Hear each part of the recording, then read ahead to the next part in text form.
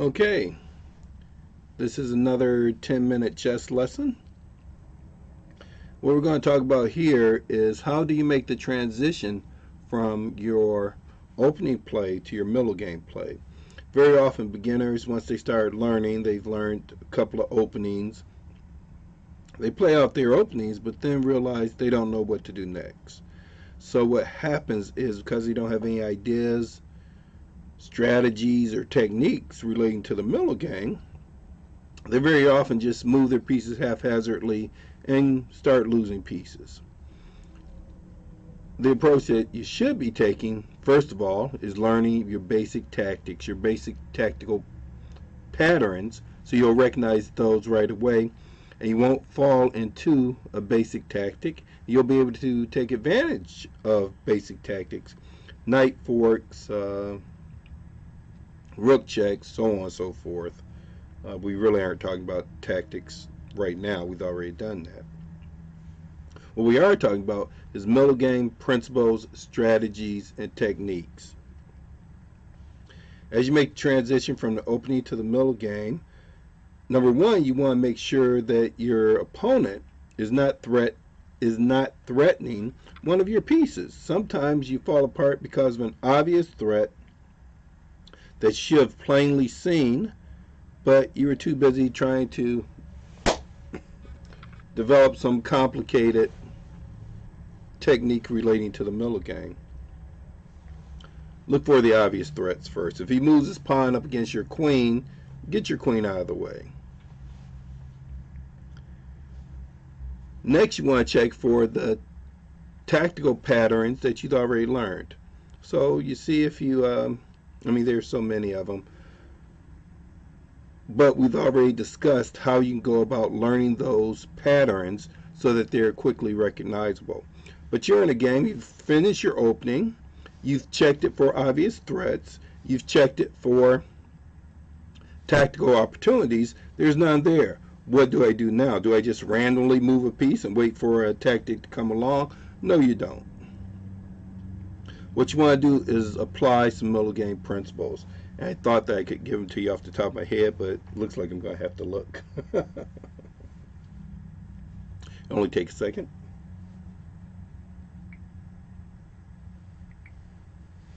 Okay, and one of the first things that you should have an opportunity to take advantage of is space. Now, just a simple idea of space. If you can advance one of your central pawns up to the 5th rank, you will usually be the player with more space. Now, you don't want to have him on the 5th rank if he's weak and it can't be protected. So ideally, very often, you'll have one pawn on the 5th and a pawn protecting him on the 4th rank. And you'll see that idea in many openings once you start learning your openings. But first, we're talking about the idea of space. Space also allows your pieces to freely move from one side of the board to the other side of the board if necessary. If you're the player in the cramped position, it's going to be very difficult for you to shift, let's say, a knight from the king side to the queen side if you need to, or even for a bishop for that matter. And depending on how cramped your position is, sometimes your queen doesn't have the opportunity to shift from one side of the board to the other side. Sometimes she doesn't have any moves at all. So ideally, you want to be the individual with the greater space on the board. Next idea, and they're kind of related, everything in chess is sort of related, is mobility. Again, if you have space, you'll probably have better mobility. But sometimes space is equal, and you can still have the better mobility just by transitioning your pieces to even better squares. Just because your opening put your bishop on c4 doesn't mean the bishop is going to stay on c4. When you develop a plan, sometimes it's necessary to regroup your pieces. In order to regroup your pieces, those pieces have to have mobility. In the middle game, you're going to look for open files and diagonals. It's important to take control of the diagonals and the files if you have the opportunity to do so. Controlling a file or controlling a diagonal means that your opponent cannot just simply step onto that diagonal whenever they feel like it. If you have control over it, they put a knight, the opposing bishop, or even a pawn on that diagonal, they stand a risk to be taken. So what your opponent has to do is prepare to challenge you on that diagonal, which means he has to use some tempos. and we get into really, really serious play, one or two tempos can mean the difference in winning or losing. So control, look to control, diagonals, and files in the middle game. Decide whether you want the game to be open or closed. And open games means that your pieces can freely move around the board and your opponent's pieces can freely move around the board. And a closed position means that it's very difficult to move your pieces around the board because the pawns are locked. They're usually locked in the center of the board, which makes it difficult for especially bishops to get from one side of the board to the other side. So if you have knights and your opponent has a knight and a bishop, or maybe they have two bishops, you want the position to be closed because your knights will still be able to jump over the other pieces and get where they need to go. If you have two bishops and your opponent has a knight and a bishop, or two knights, then you want the position to be open because your two bishops are going to be able to sweep all the way across that board. These are ideas in the middle game. These are ideas in the middle game that you need to understand so that you can play a complete chess game. If all you know is the opening, you're going to fall apart in the middle game. If all you know is the opening in the middle game, you're going to play a tough enough opponent who can drag you into the end game, and you'll lose the game there. So you have to know every aspect of your chess game.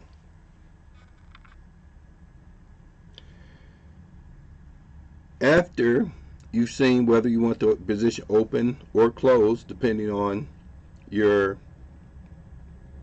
piece development and the pieces that you have left, you want to check out the safety of your king. If your king is exposed, whatever plan you develop and try to initiate, you're always going to have to be concerned about that king and the level of exposure and weaknesses that surround that king. So it's best just to take care of it early in the game. If your king has some weaknesses, take care of those weaknesses. Sometimes it requires just shifting the king from the knight file to the rook file, where he can be totally surrounded by his pawns. Sometimes it's a matter of bringing the knight back closer to the king, or even bringing a rook back to cover a weak spot relating to the king.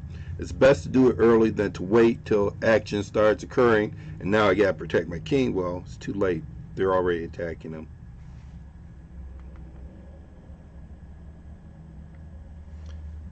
And when you've checked out all these aspects and you're trying to determine what move would be best, making transition from the opening to the middle game,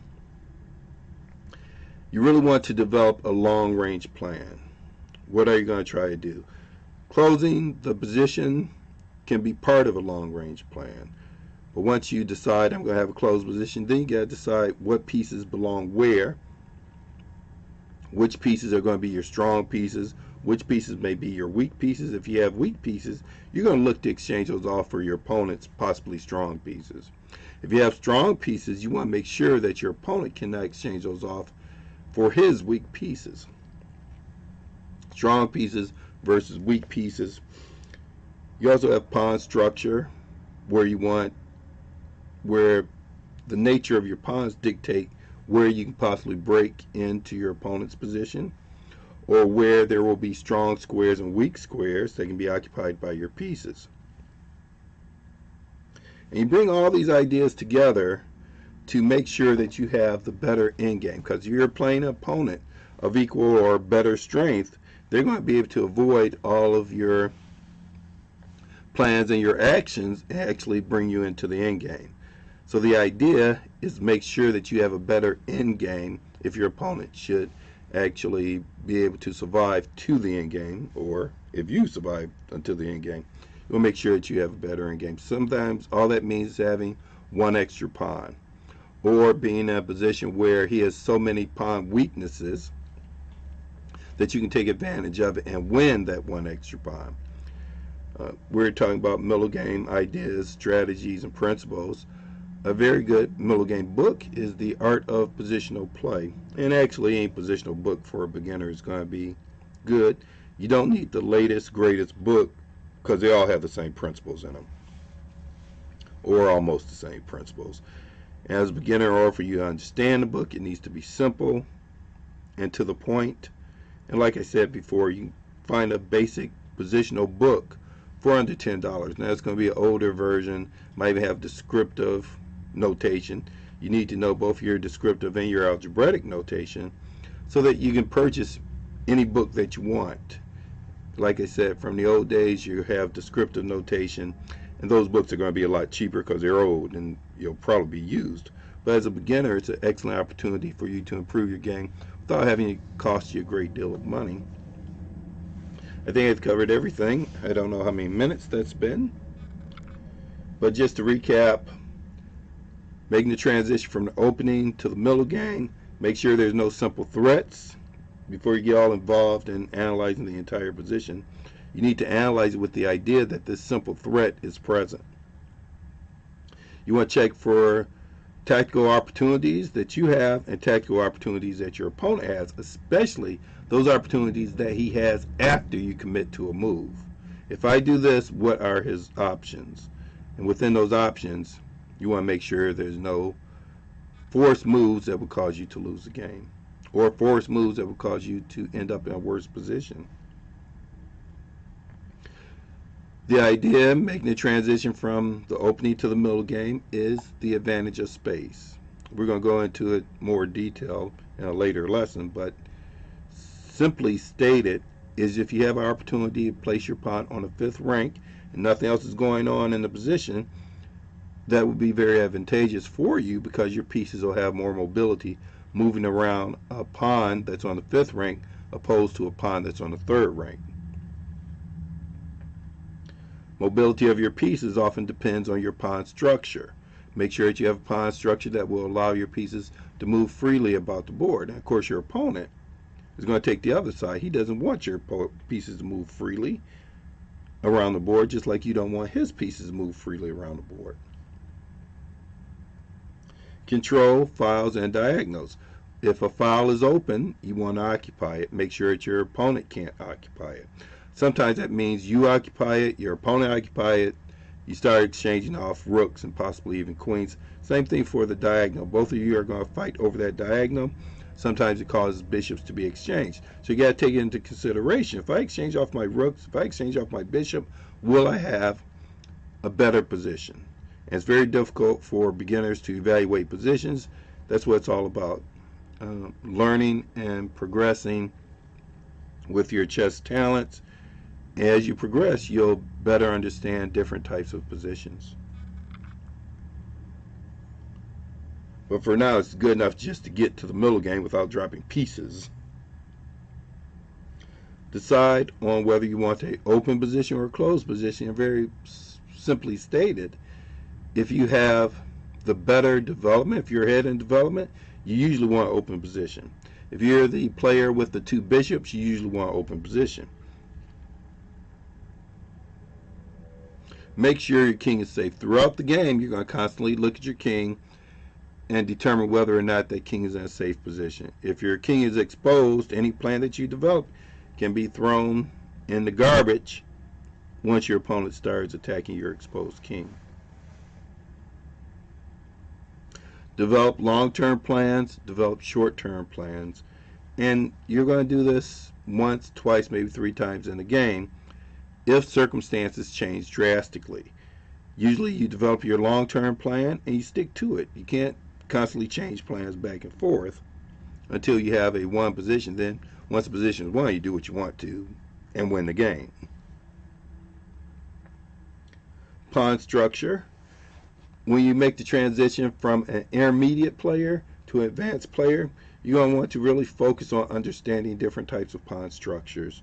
And again, that might mean, well, not might mean, it does mean doing adequate study and purchasing serious advanced chess books to achieve your goal. Now, all the ideas in the middle game are designed to give you the better end game, because you have to assume the people that you're going to be playing as you progress through beginner, intermediate, and advanced are going to be just as good as you are, and they may drag you into the end game, at which point you're going to have to win it. And we will have a 10-minute lesson on end games as well. Even though I love my little 10-minute lessons, it's not the end all for you developing your game. I suggested a number of different materials, and those materials are going to help you more than anything else if you give it adequate time. Uh, get your software for your tactical play. Work on your tactics till you feel very comfortable, at the very least, with the basic, what do they call it? Basic tactical positions. I can't remember what they call it, so I'll just go with that. A very basic chess book that'll cover a lot of the principles that we're discussing right now.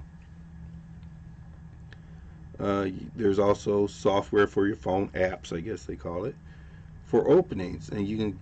It's chess base, $7 at most, I think.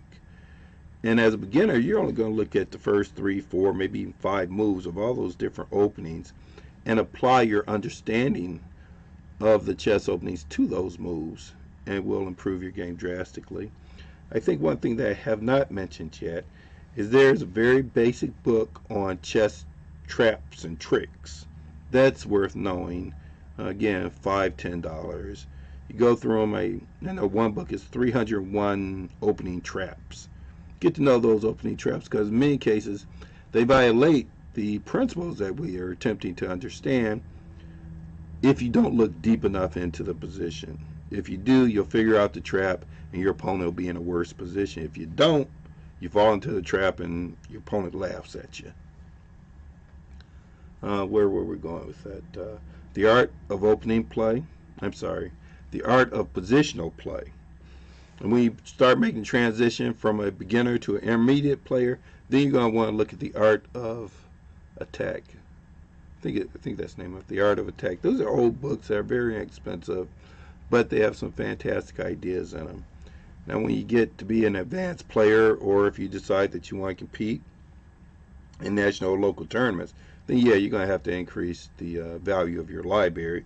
But for a beginner, very simple books are good enough, and you'll beat all your friends and everybody on your street, and you'll be a big bad chess player till you decide to take the show on the road. All right, that's the 10-minute chess lesson for today. Take care. Bye-bye.